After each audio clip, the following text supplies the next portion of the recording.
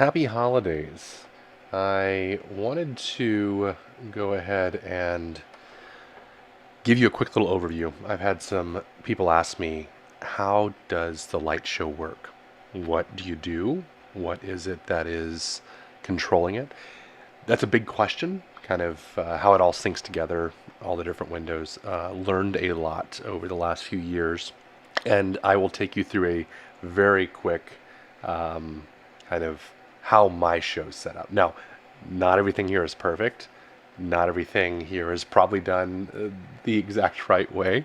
It's done the way that I've learned it, and as you can see, even in this video that's starting out here, which is my intro, this is, you see on the right hand side, there's some pixels that are stuck.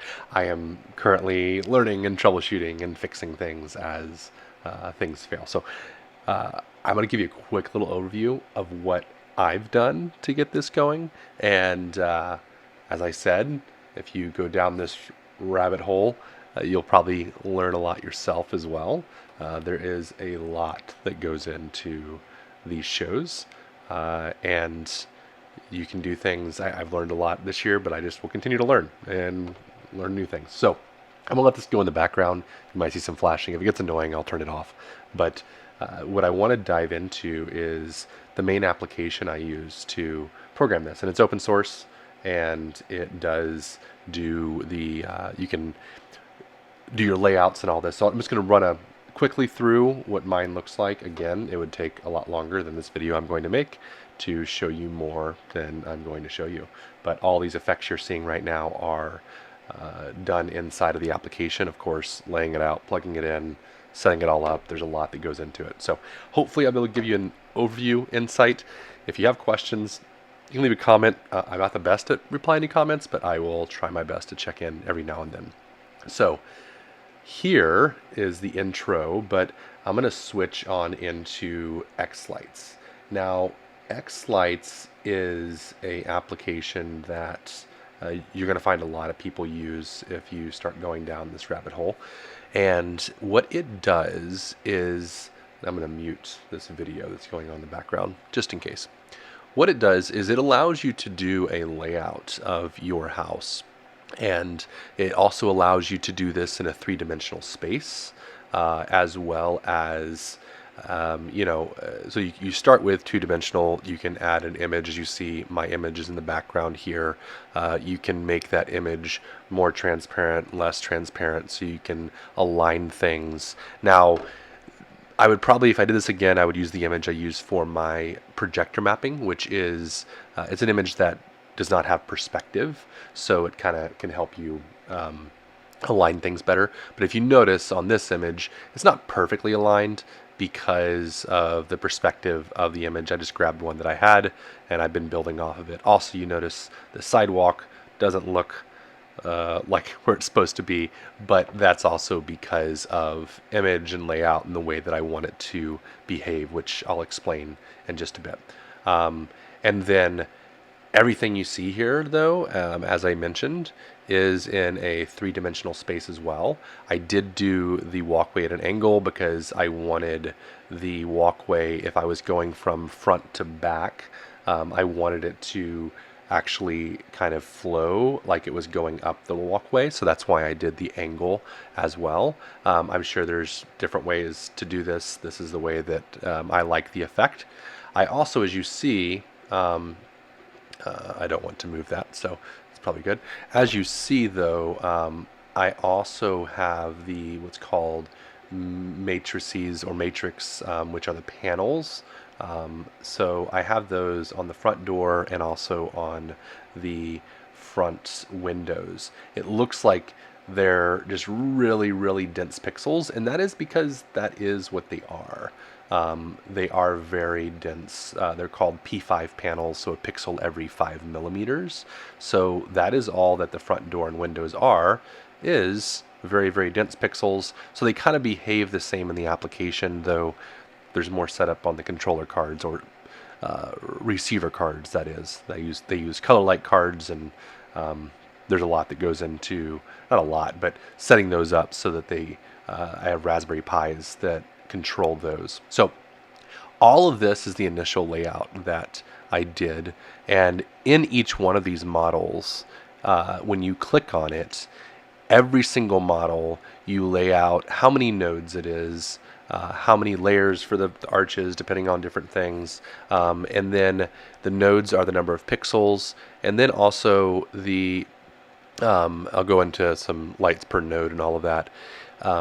Some of these are specific to the type of model. So when you're designing this, you will use the model at the top, you draw it out, then you customize it. There are so many videos online that go through this. I'm not going to go through all of those. There are all different types of models, including what I did on the roof, which is I can't what this is called, but it is a model that allows you to create, the roof outline, and then you can join them and edit them and do all of that fun stuff. Now, the thing I do want to point out on the models is it matters where you start. Every single light has a chip in the light. So you need to tell it where the starting point is, how it runs, where it changes. There's a lot that goes into it. And again, tons of videos that talk about this, but I'll go over just a couple to kind of explain the matrix and then some of the others. So for instance, the arch, if you notice, and by the way, I'm going to go ahead and select everything and lock it so that, let's see, locking it allows me, when I'm selecting something, I can't accidentally move it, which I've done many a times while going through this. But if you notice, on the bottom right, you have a little, it's a kind of green or is that blue pixel, bottom right then left. So the bottom right of this on the left hand side or inside.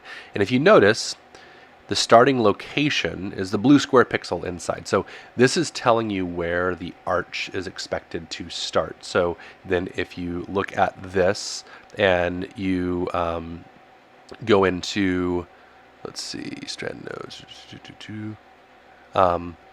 you notice that it is actually, so this one's going to be running all the way inside, then all the way to the outside. When you have custom models, such as this fun little Yoda, I had to, before I put the lights in, I went in and took a look at the model data, and then I went and actually saying this so I can make sure this is very complex. I have to read this, which is an example of this. Like, that is starting pixel 1 down. Oh, no, see, actually, because I am sharing out the entire. So I wanted to share out the whole desktop so I can show you what I'm looking at here. When I click on this model, just to give you a better example, some of these custom models that you might get from, a couple places a lot of places you can buy them, but they will come and they already have wiring diagrams, or you have to create your own.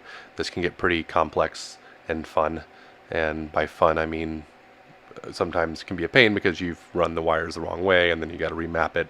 So I tried to follow this. So if you notice, if you zoom in here, pixel number 1 goes here, and then it goes all the way around and goes a bunch of different ways, and then ends up at a matrix down here at the bottom. Now, this was something I wanted to try to get right so I could use the matrix and get everything to work right. And then if you had to remap it, you do it inside of this fun grid. And I've had to do a couple of these. So they are tedious and sometimes a pain, but you can output the lights if you get everything set up right. So as you're doing it, you can find out which light goes where. Makes it a little bit easier.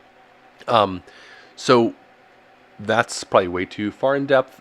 The main things I wanted to talk about were the matrix and then how things are laid out. So this is a bush, and if you notice on the bush that there is, again, when I talk about the starting location, it is the bottom right, and you'll notice that same little blue dot down at the bottom right. That is telling me that's where the starting location is. Now, this is also another thing that I want to call out. There's multiple ways. If you start getting into this, you'll find out that you have what's called a Falcon player. In the Falcon player, this is a software application that runs on the controllers, and you can do a lot of configurations in here as well. So input, output, I'm getting ahead of myself, but in the controller you have to, every single, I should have thought this through before I tried to explain it. Every single light has an address, as I talked about. They all have a chip. Each light has three channels, or each pixel has three channels: red, green, blue. So 1, 2, 3 for red, green, blue. Excuse me. Wow, I had to burp there.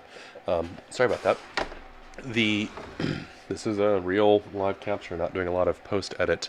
The start channel, as you see here, will this is something that comes from the application, which I'll explain, but you have to know what port things are plugging in your controller. You have to think through all of those pieces, which and you have to also think how many lights you're running in series. So some, like for the one window, I might run to another window, but I've also know my controller. My controller, I can only output up to 800 lights per output, 800 pixels when I run the high frame rate that I do for my, so basically being able to send the data as quickly as I want to send it, I have a max of 800 pixels per output.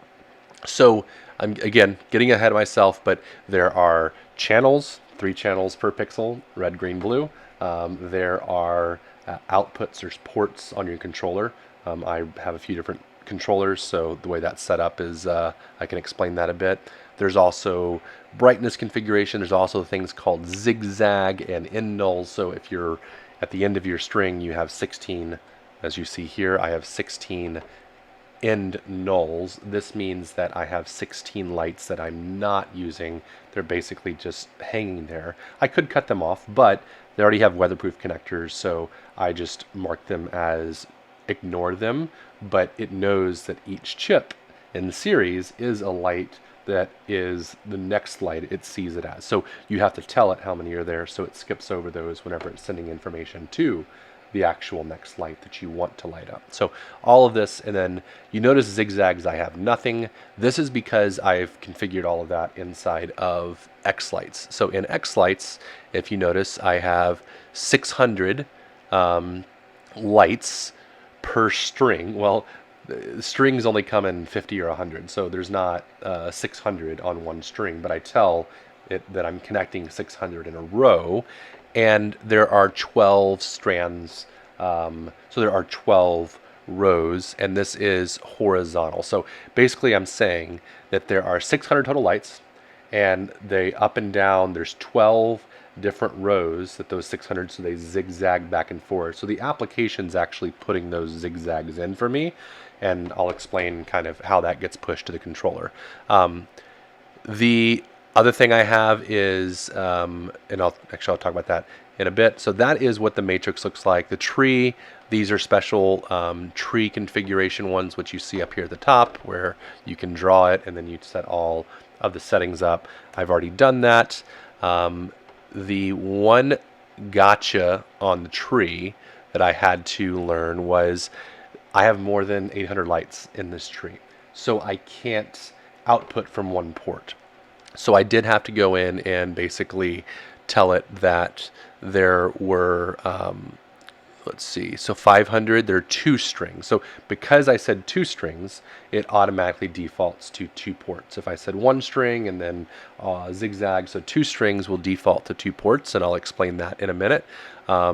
Because the important thing I learned from this year versus last year, if you set things up right in X-Lights and you learn that, take the time to learn X-Lights, then getting this into the controller is way easier. You can literally click a button and it will get all of the data into the controller. If you don't do this, which I did last year and had to learn the hard way, I was manually programming the controller, so I was counting how many channels and making sure. So I was basically looking at X-Lights and then going to the web interface of the controller, as you see here, and typing in the start channel and this port and the pixel count and the brightness and all of these things. By the way, my show does run at 30% brightness. I learned that these pixels are way too bright to run at 100. Basically, it was blinding bright, so I did turn those all down by default to 30%. There are a few that are above that. That's just because of the layout and how they sit on the house. So back to the application.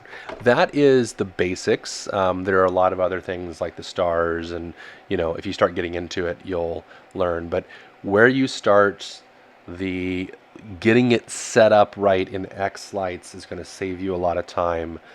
Doing this first, thinking about how many ports you need, how many, like I've learned a lot of lessons. It's important to try to do the layout and then try to do ordering for things you need for the next year even. Get that done quickly. And what I mean by that is I try to do orders in March or April if I'm going to do anything different.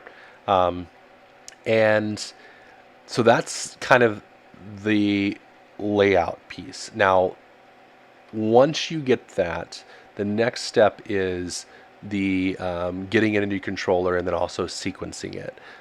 So I have basically, well, I have, I guess, 5 controllers. No, 6 controllers if you count the inside Christmas tree. I have a Christmas tree inside that I have a controller on it. We don't really do it for sequencing, but I do like the lights. They're bright and you can make them change. And so we have an inside Christmas tree one. But I have 5 controllers that are outside. These first 2 are my main controllers. They're what's called, I guess the first one's my main controller. They are Culp. Like, I'm not sure I'm pronouncing that right, but they're a type of controller that runs Falcon Player, which I'm going to pull up in just a second. And the first one is what's called the master controller, I guess. I think there's a it sends what's called multi-sync packets. The others are put into what's a remote way so that they will receive the instructions over the network and they will play in synchronized or in sync with the master controller. So that's how because both these controllers have 16 ports, but I need more than 16 ports because each port has 800, and you calculate that out, and that's what comes out. And then the pies, I did do the IP address scheming. I learned that too. It's better to keep my IPs in sync and also put the IP in the name. Just kind of makes sense when I'm running that. And these are all my pies that control my matrix, so or the panels. So the 2 front windows and the large panel. So what I did was I laid everything out. I then went and installed it, made sure where it's starting. I updated all of that. And then I actually I learned that it's a pain to try to map these to the ports within the layout. So if you click on, let's say I clicked on this window here. And then I went to, this is in the controller of main box, and this has a start channel of, the first channel. Then I'm like, window number 1 is going to be running after that. That's not 800 pixels, so I'm going to put that one after. Well, I would have to go through like 3 different drop downs, select each one to then get that in the right spot. I found a lot easier way is to, in the controllers, go into the controller once you have all this set up, and go into visualize, and you can actually drag and drop. So if I want to drag and drop this into here, it will automatically add it into that port and and you can double click on them to remove them if you get messed up, and continue to move them around if you need. And it also tells you the number of pixels in the port, so you're not trying to calculate. I was trying to calculate, and it was getting to be a pain. So I can look through and see nothing is over 800. Closest is 768 for my Windows, and everything else is under that 800. And so I'm good there. And this is how I laid everything out. The cool part about this, if you lay all this out right and you do the setup right and the layout, you literally can click upload output at the bottom right here, and it will automatically configure all of this information for you. That saved me hours this year by taking that time and doing it right. I also did do the default brightness, as you see over here. Again, this is a quick change. I realized in my tree I want to make it brighter. Type this in, hit one button, it automatically uploads it and saves it. So you do have to configure all of these pieces, what the board is, all of that stuff. So that's the high-level overview of here. The last thing I want to talk about was a sequencer. So once all of that is done, there's a lot of great videos if you want to learn about what should I name things, how should I build groups. All of that's done in the layout as well. there's great videos out there. Go watch a few different ones. I learned this year I should have watched about 3 to 4 different people's, and looked at the sequences I probably want to use, like if I wanted to buy any or I found some that someone had online for free.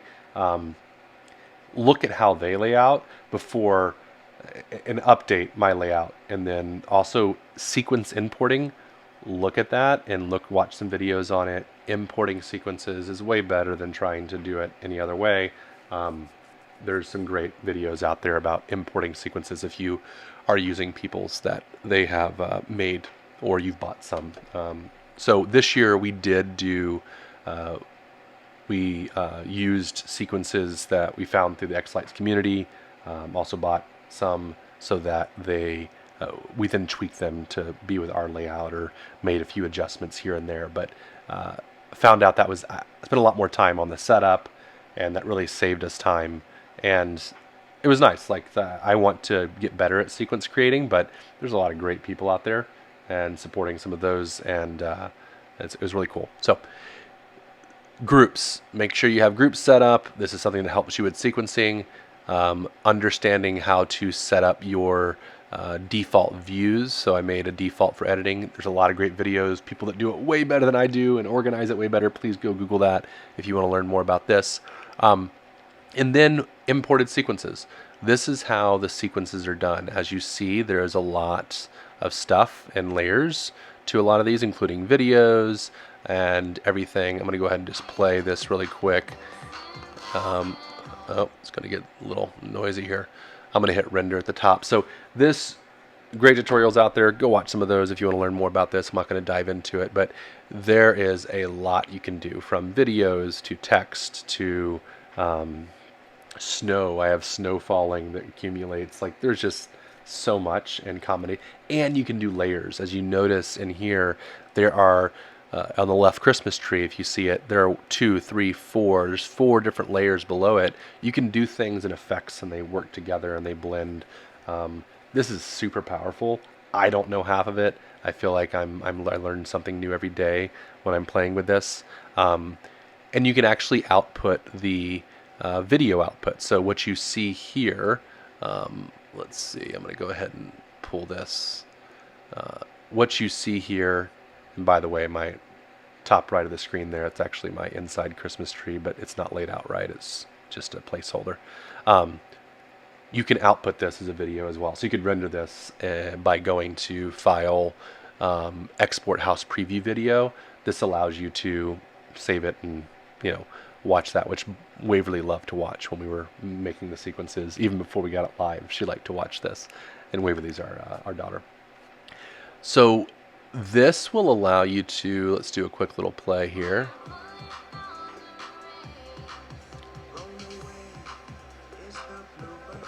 And if you've watched this, if you watch the show, you know that this is what it sounds like, or what it looks like, for the most part. The candy cane on the right-hand side is not right because I needed to do a custom model and I haven't done that.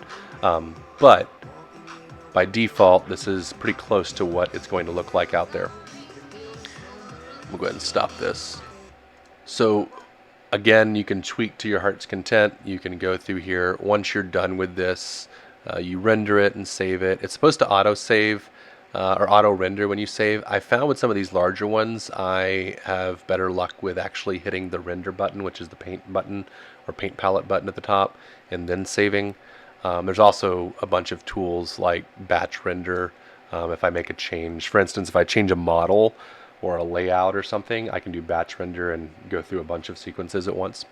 And then another cool one that I use a lot, and then we'll look at I said I was going to make a short video. I think we're coming up like 20 minutes, so I should wrap this up. One of the things I use a lot is once I'm done, I can upload everything at once. Last year, I was uploading manually, dragging and dropping to the web interface. So stepping into here, going into File Manager, dragging and dropping. Now, if you have multiple controllers, you need to put the same files on every controller. So that gets very complex. And as you notice, I have all of the content here. including any audio files. Videos actually get rendered out into the light sequences that are sent, so you don't have video files. It actually has each pixel and when it should light to create that video effect. That is what is happening when you render things out and save them. So last couple things, the connect here is what I use. Let me save that. So when I use the connect, this will upload here. It pulls up all my, all of the things that, let's see, come on. I'm gonna have to go check. I actually have one Pi that tends to freeze sometimes when I go into the connect, so I need to make sure I don't cause that to crash. But you select what you want, you select all the sequences you want, you tell it where to send the media as well. So for instance, I only send media, which is the audio files, to the master controller because it's what I plug in my FM transmitter, and so it needs those audio files to output that. So all of that's done. You hit upload, it uploads them all. You make a change, you hit upload, it uploads them all. That is the high-level overview. There's a lot more that goes into it, but that's kind of the different parts and pieces. Another reason to get all this programmed right is to not remember all the IP addresses. It's easy to just go in here and click open, and it will open up each box. So I'm going to show you just 2 of these really quick. This is what it looks like when it is in a remote mode, as you see down here at the bottom. This is what it looks like when it's in the player mode. So it's not called the master, it's called the player mode. And this also, there's all different settings in here. This is what I use for my Halloween show as well. I actually use a Pi HDMI output, audio output as well, but you can do some really cool stuff, including I turn on the projector on and off. There's a plug-in that you can do that with a USB to serial, so may have to make another little video for that. So there's so much you can do with this. You can learn a lot. There's a lot of greats, like the manual is here. The manual is written really well. X-Lights and FPP have tons of videos online. I'm going to stop rambling here, but this is my show. This is how it's set up. I set this up in a playlist and scheduler, and so it's all scheduled to just automatically happen and automatically turn on each night, automatically turn off each night. It does all of that on its own once it's set up. So I hope you enjoyed watching. Sorry for the short/long video, and have a happy holidays.